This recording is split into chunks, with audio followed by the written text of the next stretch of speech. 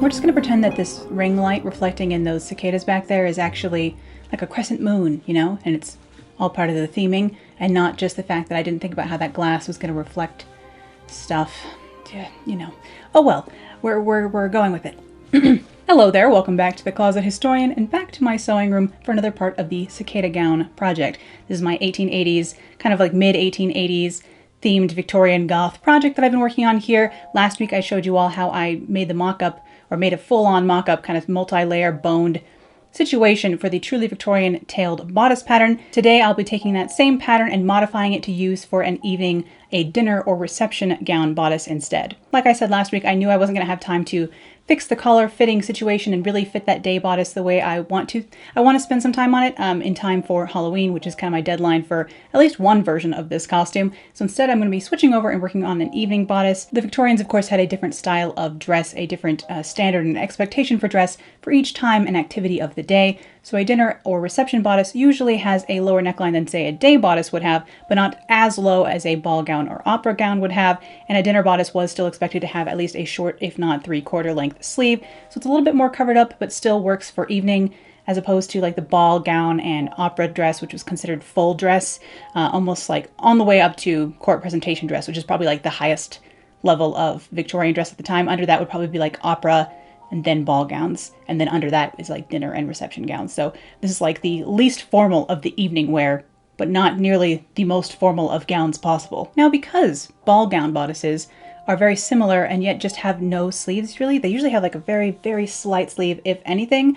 It's very open neckline, stuff like that. It doesn't seem like it would take that much fabric to make a ball gown bodice, so I am kind of hoping that I will be able to eke out this dinner bodice, make a day bodice, and then even have enough to cobble together, maybe even piece together a ball bodice as well, because 3 bodices with 1 skirt. Now that is making your silk, you know, stretch. And that is something that they did in the Victorian era as well. They did often have a day bodice and an evening bodice, or like an afternoon dress and a dinner dress out of the same fabric to coordinate with 1 skirt, because a lot of silk was used to make the skirts. And if you're going to make that big of an investment, you might as well have 2 different ways to wear it, like have 2 different bodices. So this is something that was done in the period as well, and I will certainly be doing it for my costume here. But before I ramble on any longer over here, as per usual, let's go ahead and jump on in and I'll show you how I took this Truly Victorian pattern and modified it to work for my dinner gown bodice as well.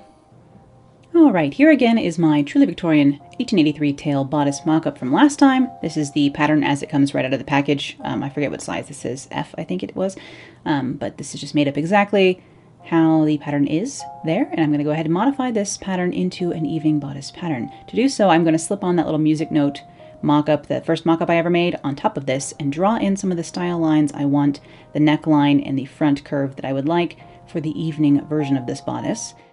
Of course, I've been doing a lot of research into evening bodice styles in general, so here are some fashion plates that were inspiring me for the bodice I'm going to make today. I have also saved other ones that I liked, little bits and pieces of. You can check out my Pinterest board full of inspiration images and images from the time below. I will link my evening bodice board below in the description for you if you'd like to check it out. And here are some extant gowns as well. This one, of course, is from the Met and is dated as from 1880 to 85. Seems they're not quite sure, but it has a lower neckline and yet a longer 3/4 length sleeve still, and closes down the front with hooks and eyes, which is actually what I ended up doing in the end for my bodice today, although originally I thought I was going to use buttons. This next gown, also from the Met, actually has 2 bodices still with it. So you can see here in the center on the left-hand side here, in general, there's the 3/4 length dinner bodice version, and then on the right you can see the sleeveless ball gown version. So same skirts, 2 bodices to match. That way the skirt, or the whole ensemble, was more versatile for the person who owned it. And then here we have this last ensemble, which comes in 3 different incarnations, although the first gown looks quite different in all aspects, but I guess they were all ordered from Worth at the same time. This was a court presentation, a ball gown bodice, and then a dinner bodice, all to kind of match here, that were owned by the same person. So you can see, again, the versatility aspect coming in here. So inspired by the different designs I was seeing online in general, in portraiture, in fashion plates, etc., I came up with this little sketch as my sort of basis to go off of, and I knew I wanted to transform that 1883 tailed bodice into something that would work for this. So mostly I just took a tracing of that bodice pattern here, and then I just started drawing on here, modifying it, but I did want to take reference from this mock-up that I had drawn on with that Crayola washable marker here. So I changed the bottom of the front panel here, and the way I did this was to fold these darts closed, actually taped them shut so that I could have that same shape and trace that same curve from the mock-up that I had drawn onto this paper version of the pattern as well. So I went ahead and drew that curve in there, and now I can take this tape off from down here because I no longer need it. Of course, I then needed to go ahead and modify the neckline from this as well, so I took this one that I had drawn onto my pattern. I kind of was drawing this, trying to make sure that the neckline, while lower than like a day bodice would be, wasn't too low that it was going to show my corset cover or the top of my corset or anything like that. I can only go so low because I start running into the rest of the undergarments there. So I was just tracing this kind of neckline situation from the mock-up onto my paper pattern here. So I knew that I didn't go too low or anything like that. Sort of a vaguely sweetheart sort of neckline.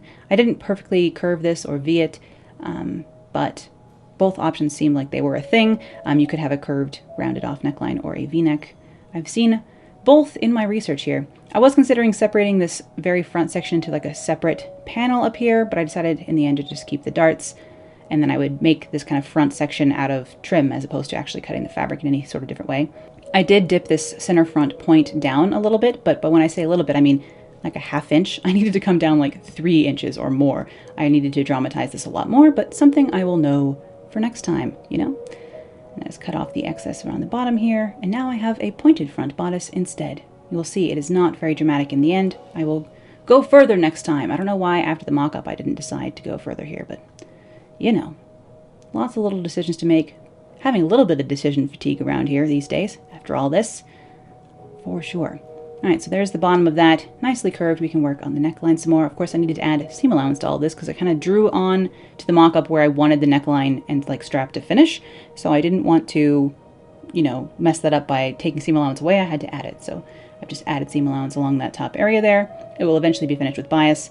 And now I can go ahead and start walking my pieces a little bit to make sure that the curve stays consistent along this bottom edge. So my little side front here, I just cut that down a little bit so that it matched up with the new front hem I had drawn, like hem of the bodice, I guess you can say.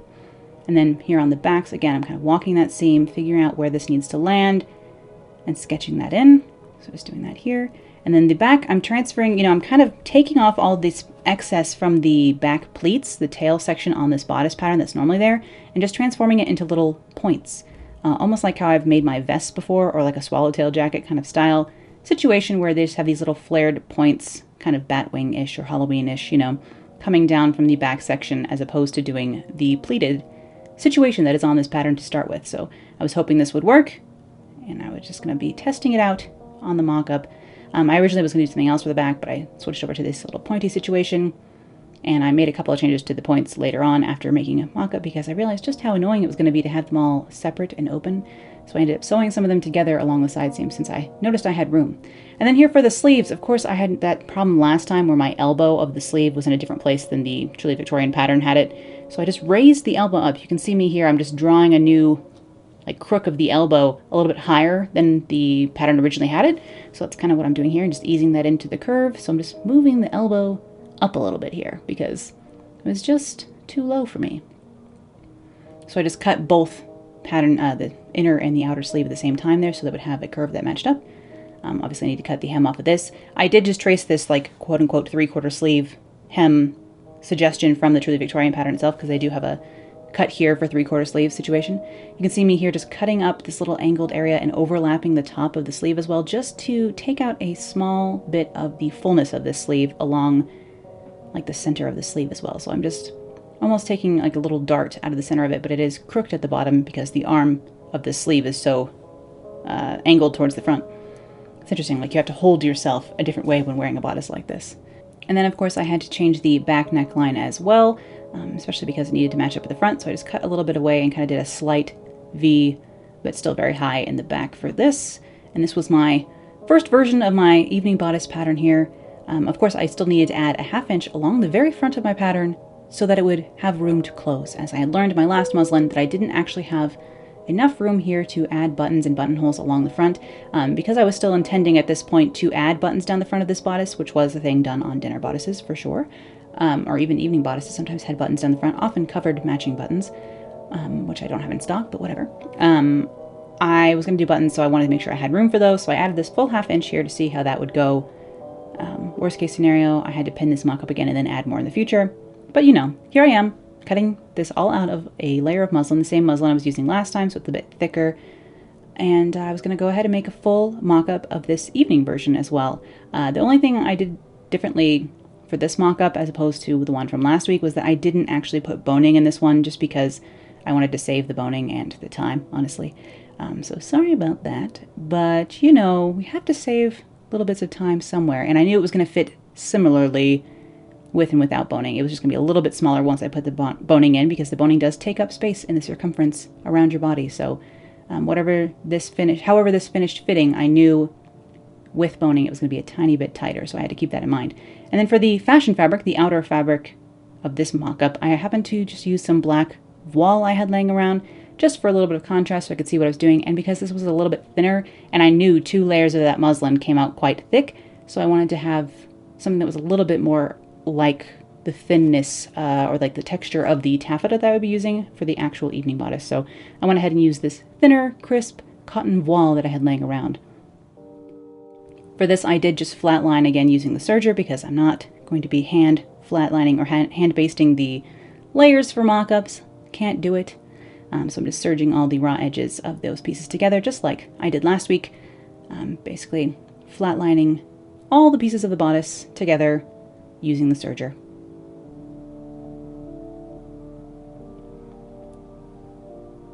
I could then go ahead and sew all this together. I did not record the making of this mock-up much, really, other than these little bits I'm showing you here now, just because it was going to be the same steps later on for the evening bodice, and I figured if you were going to watch me make the whole thing, you'd rather watch me make it in pretty silk taffeta. Here's the back inside of the mock-up as I was making it. You can see I was going to keep all the tails kind of separate, almost like ribbons down the back, but I ended up in the end sewing the side back and backs together so that I didn't have to finish so many points, because it's not exactly fun, honestly. But here is the mock-up of my dinner bodice. Here it is, with nasty, scratchy polyester lace around the neckline to see how that looked as well. This is not the nicest lace, but oh well. But here is the fixed sleeve and changed bodice style. I really like the way the back looks. It's very, like, Halloween-tastic. Again, I don't know why I didn't make this curve down the center front more dramatic, but you can see I did have enough room to add actual buttons and buttonholes. Hooray!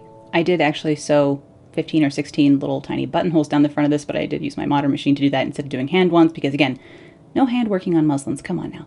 I still did want to do a little bit of fixing on this. It seems a little bit big here, but then again, I had to remember that I had to fit that boning in there, so I wasn't that worried about it being a little bit baggy, but I wanted to take some flare out of the bottom of that sleeve there. You can see how flared it is from my, like, the top of my wrist almost area. I just don't need that much flare in this sleeve, so I ended up taking a little bit out of that as well. Back over to the patterning table of doom, as usual, to make a few more fixes before I dove into the actual silk for this project. Oh my goodness. But first I have to take off that little bit of extra flare from the sleeve here, so I just wanted to make a little bit of adjustment from the elbow down and take off a little bit more flare. I probably could have taken off even a little bit more than this, but I wanted to leave myself a little bit of room to still move around-ish. So I went ahead and took off about a 1/2 inch from below the elbow here down to the cuff, or the hem of the sleeve, I suppose. I just matched that kind of up on the other one here, just traced that down so that seam would still match, and just sliced that off. So then I had modified my sleeve just a little bit more here, set that aside for now, and then the only other thing I did was make a few more adjustments to the, like, bottom line of this pattern in general, deciding, you know, what I was going to do with the points and things like that. So the front is pretty much fine, nothing really to change on here. Everything worked out as I had hoped, so that's good. But here for the back, the only thing I changed was, like, these points here. I made them a little bit more dramatic, and I plan to sew them together as opposed to leaving them open, and same with this back one as well. And then I'll leave just the center back tails, or like tips open, I suppose. You'll see that in the end here. The shoulder seam I actually did need to adjust just a little bit too, so I took this a little bit, tiny bit lower in the back, and then I took a tiny bit off my shoulder because this pattern has a little bit of extra room up there for me. So I took about 1/8 of an inch, maybe a little more than that, off the shoulder seam up to my neck as well. Just a little angled wedge to make that fit better.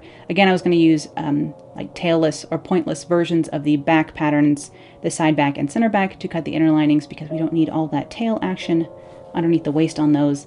But here I have my pattern ready to go, so I had to finally, oh my goodness, cut into the silk. And that's right, I'm using black and emerald green shot silk taffeta for this. It's just, you know, gothy dream fabric, who are we kidding?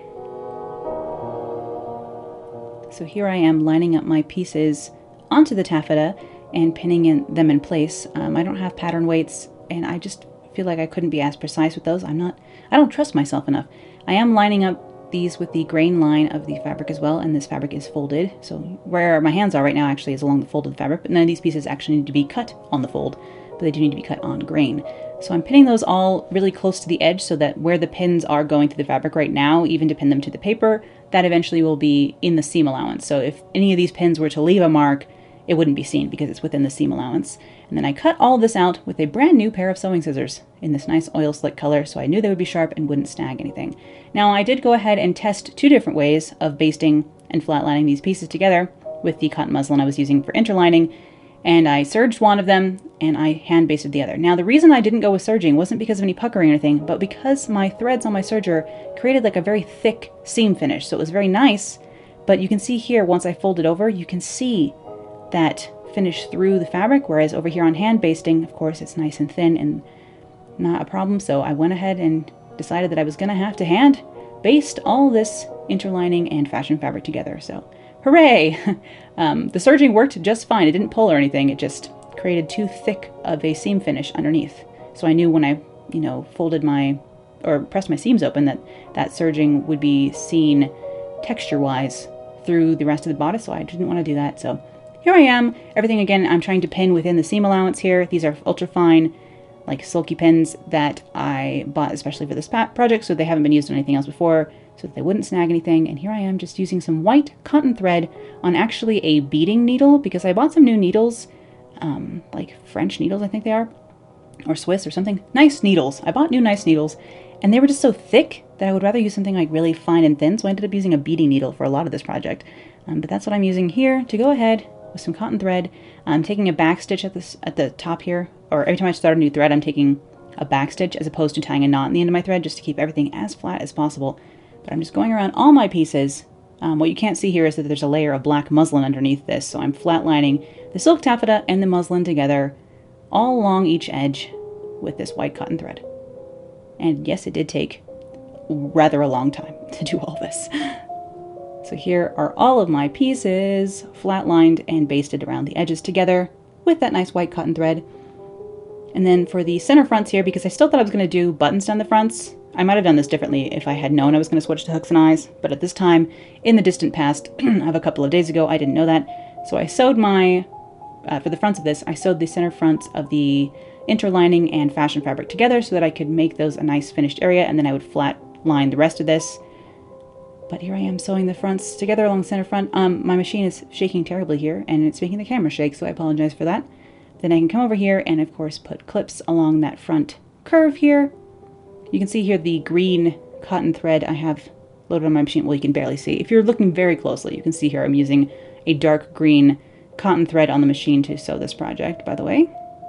So I'll just turn that right sides out and iron this center front seam, and then I can treat the rest of this interlining and fashion fabric situation like I had the rest. I just wanted to make sure this had a nice finished edge here for those buttons and buttonholes that I didn't end up using, but that's all right. The buttons were very cute here. In fact, I'll show you them in a second. There was a lot of folding and figuring out how to do sharp points in this project as well, which is a little bit fiddly, always fun. But here are the glass buttons I almost used.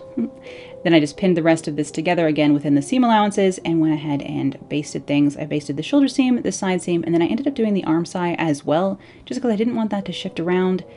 And if anything ended up showing in the end, I could always take these basting threads out. I did leave most of this basting stitching in, just because it didn't show on the outside. And I almost kind of like the Tim Burton-y hand stitch situation going on the inside of this bodice, so I just left all the basting stitching in. I didn't see a reason to take it out. And after my front pieces were all basted together and interlined as well, I could go ahead and transfer my darts over from the pattern onto the fabric, onto the back of the fabric, the black muslin on the back, just like I have been doing for each of my mock-ups. So here I am tracing those with a tracing wheel and some tailor's chalk covered paper, as you've been seeing me do recently. So just transferring my darts over so that I could pin them into place and sew them into place. But once I had those darts marked, I wanted to make sure that the 2 layers of fabric weren't going to move around on me. So what I did here was I pinned in the interior of where the darts were going to be. So you'll see me here just taking those fine pins again and pinning inside the dart fullness, what will eventually be seam allowance almost. And I'm going to go ahead and baste in from that marked edge that I just put on here. I'm going to create some basting stitching inside the dart fullness where these pins are, so the layers stay together when I go ahead and pinch and pin and sew the darts. So here I am kind of basting the dart area as well, so that these 2 layers of fabric don't move around on me and stay nice and flat. It's all about how to make the taffeta behave and stay as flat as you can when doing this kind of nonsense, really. Because taffeta wants to wrinkle and show every wrinkle, but luckily that is, like if you look at old photographs from the time, you can see that even in the 1880s, they did not always successfully get taffeta to behave, and there is lots of wrinkling on bodices and stuff. You'll see perfectly smooth ones. I don't know what the heck magic they were using for those, but you also see wrinkly ones, and that makes me feel quite a lot better, you know? But here I am pinning my darts, again trying to keep the pin pricks inside the seam allowance. I am going to cut these darts open just like I did on the mock-up last week eventually here, but before then I have to sew them. And so I'm just carefully kind of folding these darts on themselves, you know, doing this a little bit more carefully perhaps than I normally would is what I'm trying to say here. For as much as I went on about it randomly in my last video about using a tiny stitch length for this because I feel it looks antique, I didn't actually use a tiny stitch length, but I did use a finer needle for this, by the way. I switched to a brand new finer needle for this just because I wanted to. I would have used a 9 if I had one, but I ended up using a 10 just because it's the smallest I had in stock for working on this silk here. But I actually ended up using a like 12 stitches per inch as opposed to like the 20 I was thinking about using before, just because a couple people had warned me that if you use such a tiny stitch length on taffeta, sometimes it can like kind of tear apart, and I didn't want that to happen, that's for sure. And I actually found somewhere on recommendation, I like looked up best stitch length for silk taffeta, best thread to use for silk taffeta, and in the end, after reading several different recommendations, I ended up going with cotton thread and 12 stitches per inch. That's just kind of what I decided on for this. Whether or not that's the definitive best practice, I don't know. But here I am, sewing my darts and tying off the ends, as usual. Just, you know, this time in silk, so that's not terrifying at all. Ooh.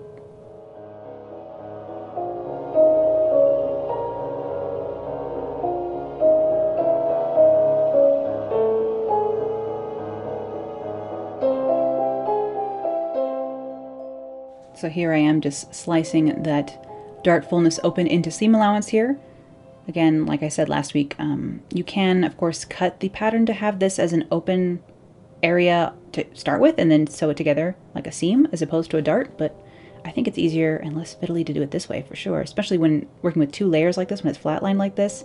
I feel like having it all be one piece helps things not move around as much. I don't know. You can see here that my iron was actually working quite well on this silk taffeta, so luckily I was very afraid about ironing the silk, but it was turning out to be just fine. It didn't react poorly in any way, so that was nice.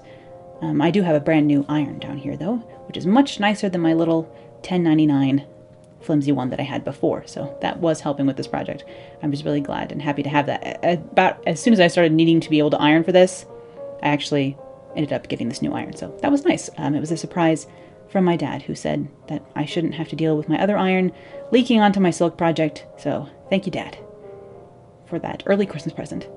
But I pressed my darts open, and then it was time to start sewing some side seams here. Now, all of this took me so much longer than the mock-up even took, like that black mock-up you saw earlier.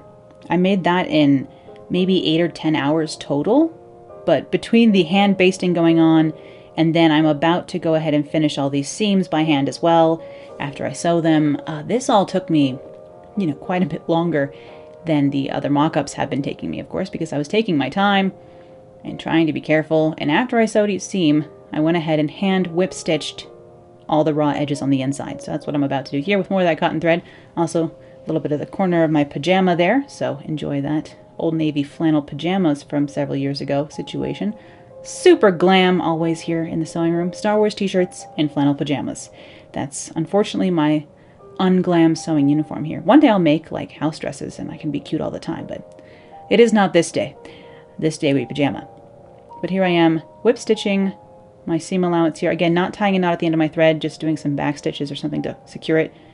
And I'm just going to go ahead and whip stitch all this raw edge together. For this particular back curved seam, this is where the side back and back get sewn together.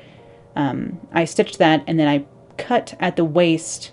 So you can see down in the upper right hand corner, there's a one snip at the like very most natural waist point, I suppose, the smallest part of the waist.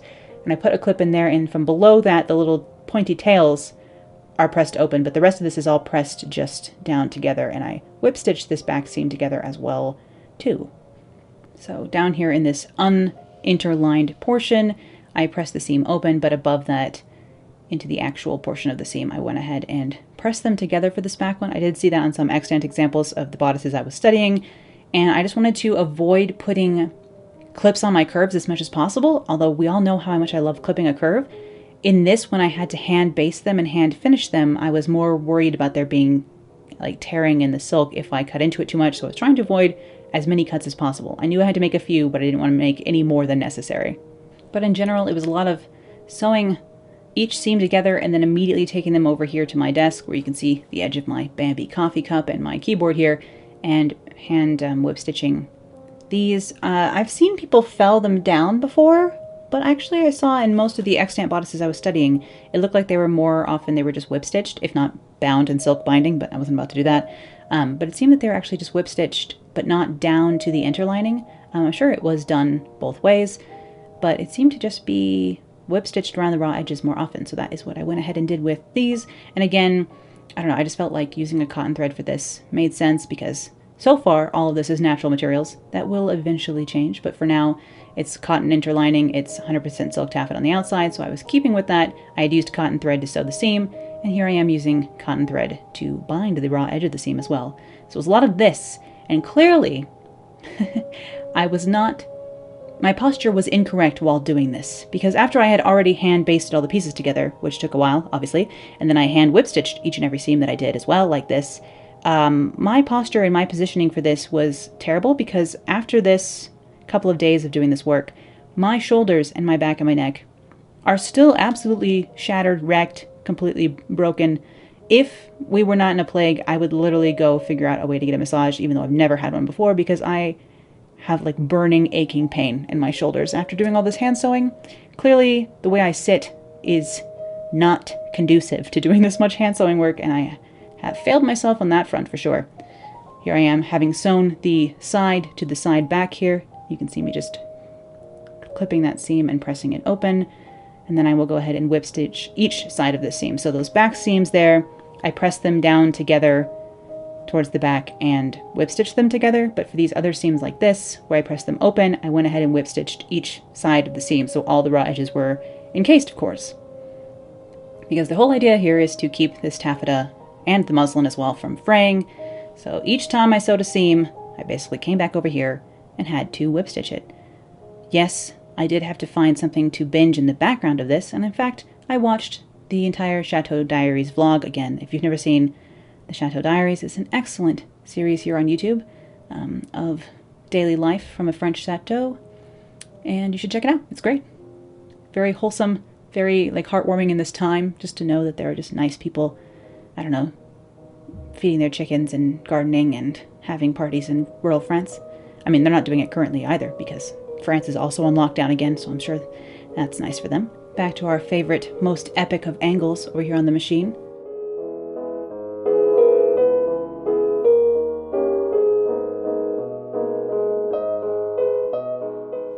And then, of course, more whip stitching. So much whip stitching, honestly. But you can see, again, and possibly part of the problem with my posture here is that I'm like kind of trying to, film this as well. So I'm kind of have the camera angle in mind and trying to show what I'm doing slightly, even though, of course, you can't really detailed tell, but I'm just whip stitching the seam allowance, it's not that exciting anymore. I'm just repeating the process for every seam here. But finally, I had all the side panels sewn together and I could sew the center back here. So that's exciting. So here I am pinning the center back, And I can go ahead and sew that over here on the machine. And you can see here I'm not sewing down from here because this is the only part of the little back ribbony tail situation that I'm going to leave each side open and kind of hem it down. You'll see later what I mean by that. But here I am sewing the center back seam up to the neckline. Woohoo! I can go ahead and clip that at the waist again. Honestly, I think I was a little too cautious with my clipping. I needed to clip my curves a little bit more, especially because it's not like I'm going to be wearing this for dinner on the regular, so I shouldn't have to worry about fraying that much, because how often will I really get to wear this costume? Not often enough to be worried about it fraying apart on me, honestly. So I should have clipped a little bit more judiciously. I think that's what I mean to say. Clipped a little bit more down here by the waist because I think it would have laid a little bit flatter in the end. I guess I can always come in here and clip it a little bit more and whip stitch some more. So when I have time, I can go ahead and do that. There's nothing to stop me because, again, this isn't bag lined or anything, and that's kind of the reason it seems that a lot of these garments were left so open on the inside, is so you could make adjustments later, especially to the fit if your body changed and such. But with a snap of the finger, the back seams are also whip stitched. If only it was really that easy. Now for the back hem points tail situation going on for this little bodice here, I decided to just make facings. So I cut out the same portions of the back using more taffeta so that I could finish these back points with the same shape. So I went ahead and pinned those on like so that I could sew around all these funny shapes I had going on here. Again, just starting at the points, sewing up to where like I needed to turn, leaving the needle down, lifting the presser foot, turning the project, putting the presser foot back down, and that's kind of how I navigate around points, both like acute and obtuse, basically. Then I sewed around the curve here, again to the next point here. I kind of just made where each of the side pieces met one another, I made them into little like batwing-ish points because I kind of make this as Halloween-tastic as possible. That was kind of my goal. So I just decided to extend all these little areas. One of them like very slightly pointed because of me making a mistake when patterning, honestly. And then I was like, oh no, let's just exaggerate that and make this whole thing like pointed like nonsense Dracula ribbon back here. Dracula ribbon. How's that for a descriptor? That's not real, but we're inventing it now.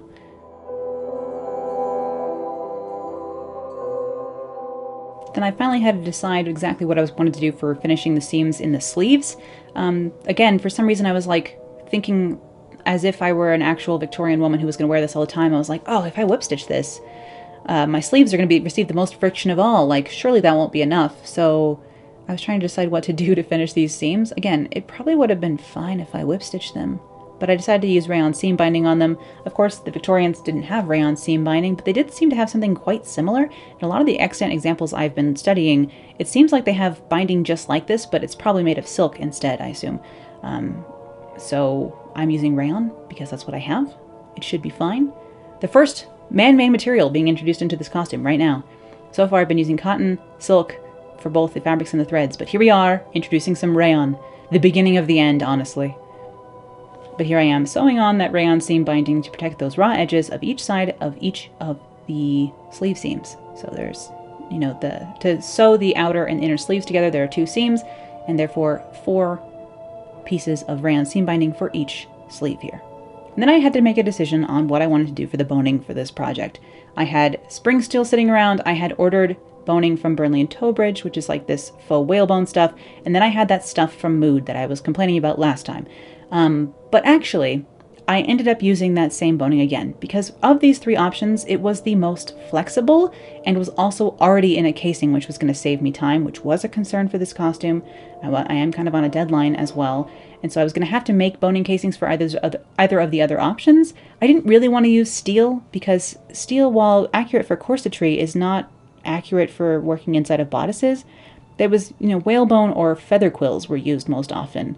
So nothing I had was exactly accurate anyway, and this stuff was going to allow me to save time and still have the flexibility I was after.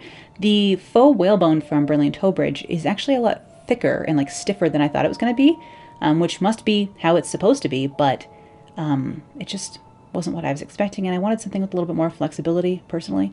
So I ended up going with this cheap boning from Mood, plastic boning, and sewing that in. But I'm really happy with how this actually works, even though I was like surprised by it at first because the casing is like a fake casing. As I explained last time, it's like this weird plastic boning has been sort of like dipped in flocking material basically, so it's got like a faux velvet finish to it as opposed to being actually in a cotton casing. I'll have to figure out some other boning situation in general for future bodices, but for this particular one, I decided to just go with this plastic boning. And as you can see here, between the basting, the whip stitching, and then sewing, whipping this boning down as well to the seam allowance. You sew this just to the seam allowance, by the way, so I'm sewing this as close to the seam as I can, as close to the boning inside of this as I can, but just to the seam allowance, not to the bodice below. Hopefully that makes some sense, or at least you can kind of get an idea of what I'm doing.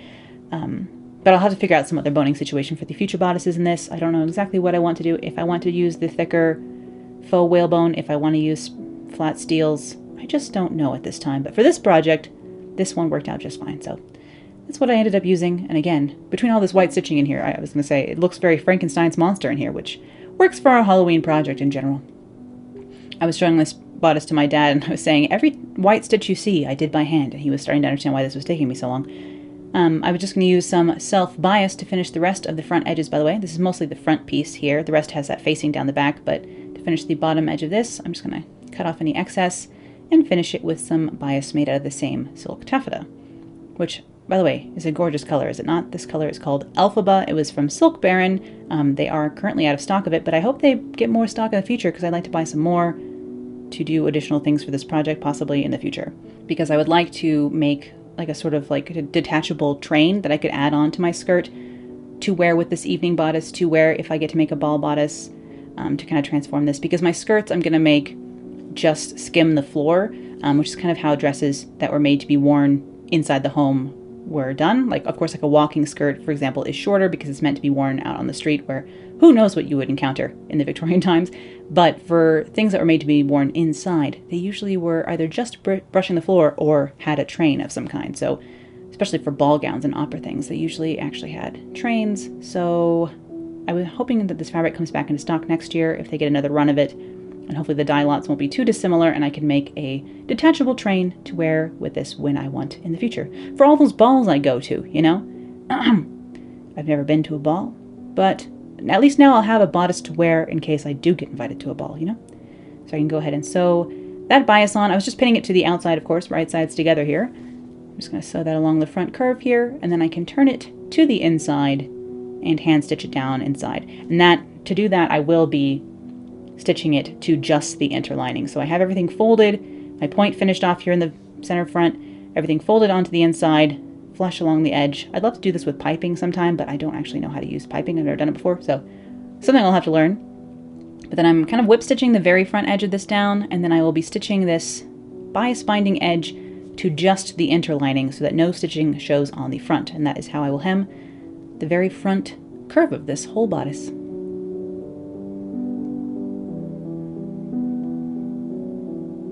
I did actually slip stitch this instead of felling it. I probably could have gotten away with just felling it down.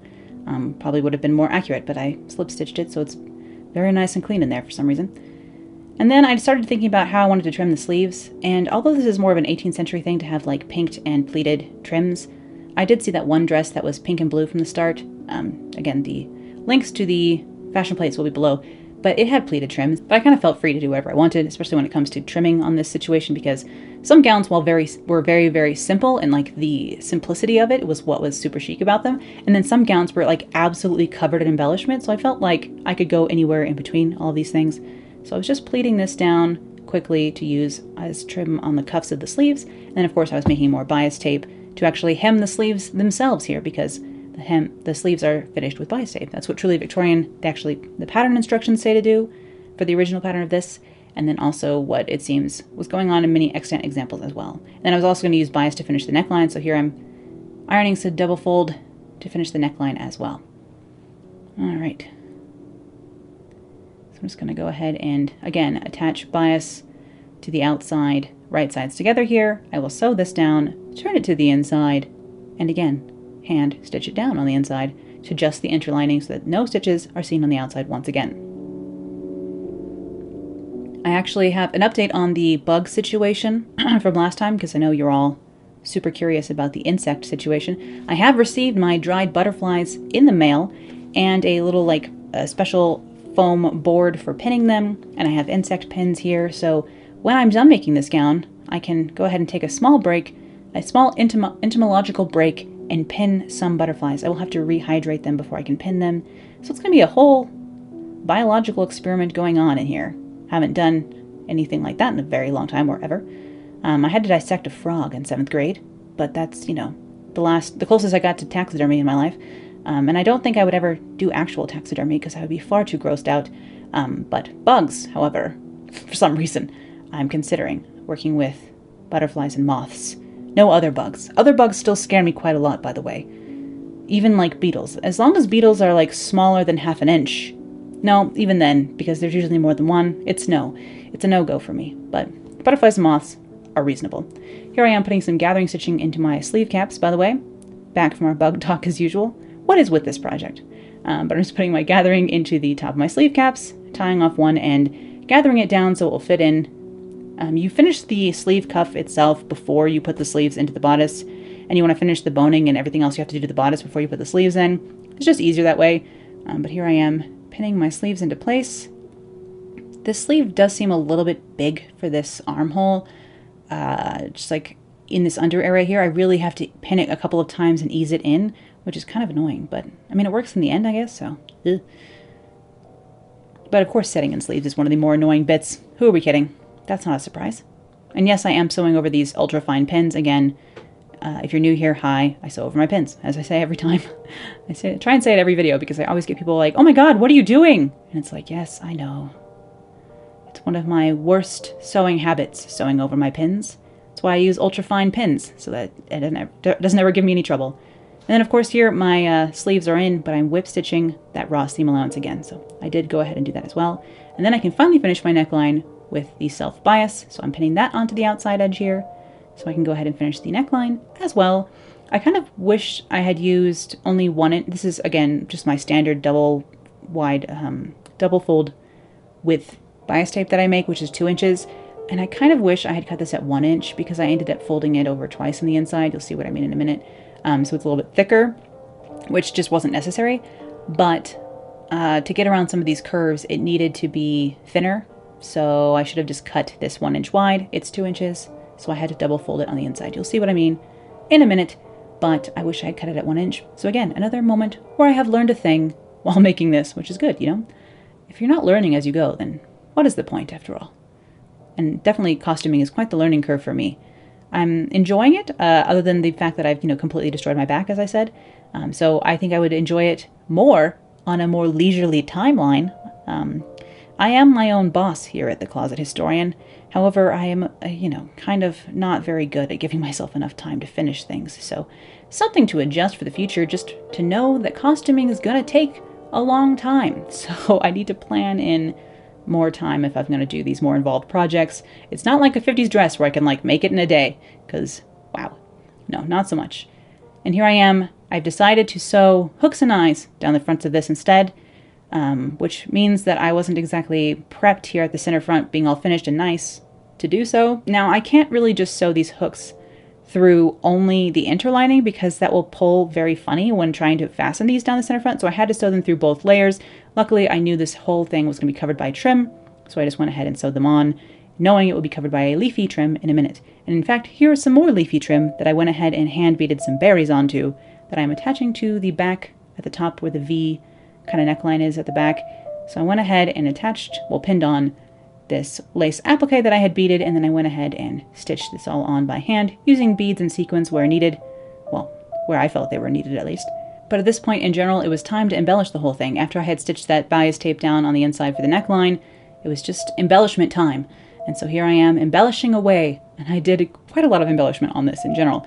So this is a lace motif I found on Etsy, and then here I am, I've decided to try and use some Charlotte cut seed beads, which are seed beads that have a little slice in them, so they have a little facet. They're a little bit more sparkly, in this antique silver color, because I kind of thought they looked like cut steel beads, which were used a lot in the Victorian era.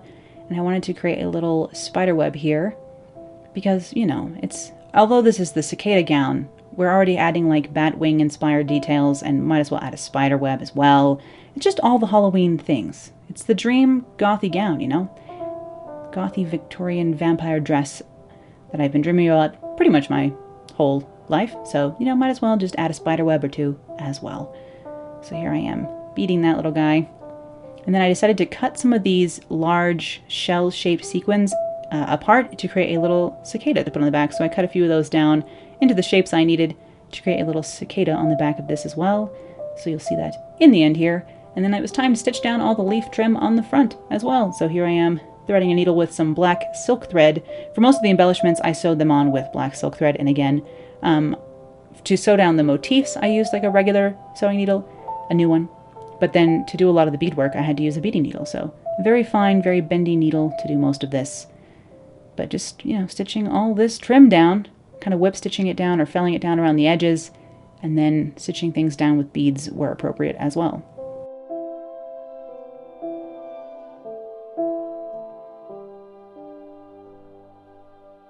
Really, I can't decide if I should add more of those like antique silver sparkling spiderwebs onto this, so let me know if you think I should add more. I kind of like the idea of like more spiderwebs in the front in between these layers of leaves, so let me know. I really liked this leaf trim because it reminded me of that dress in Crimson Peak that has the leaf trim, the blue velvet dress that has that antique leaf soutache looks like trim on it.